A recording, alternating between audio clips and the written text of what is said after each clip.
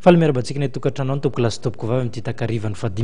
ny volana jona 13 ity isan'ny vaovao misongadina hoentina amintsika ny fanoikevitra samihafa amin'ny tontolo politika ivoahana ao anatin'ny krizy ny fiatrehan'ireo ankizy madinika ny arendrina vanim-potoana isan'ny fanaovana an'izany amin'izao fotoana izao tafiditra anatin'ny fankalazana ny fetim-pirenena ary ireo fanomezana sosialy ihany koa ny zokiolona mifanandrify amin'ny fankalazana ny fetim-pirenena ny makasika izay fankalazana ny fetim-pirenena izay ary vao maizina ny andro dia vasomebiseby ny ankizy andeha hiatrika ny arendrina hitandrozotra ihany koa hijery ny afomanga lehibe misy ny fanadidinana atao makasika an'izay ny ariva teo.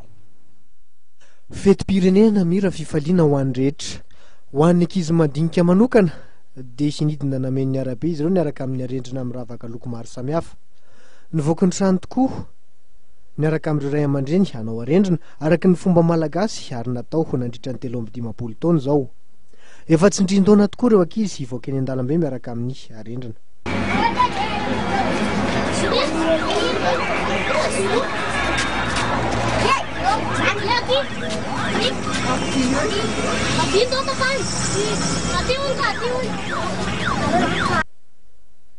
Sady fitaom-piravona ho an'ny fianakaviana no fanehoana ny firaisan-kina sy fitiavan-tanindrazana no sady fomba iray entina mankalaza ny nahazoantsika ny fahaleovantena ihany koa ny mitondra arendrina na mampirehatra izany isa-tokatrano. Midika fandresena tokoa ny afo nentina nampirehetana ny arendrina. Ny fahazoana ny fahaleovantena tokoa dia midika ho fandresena goavana ho amin'ny malagasy.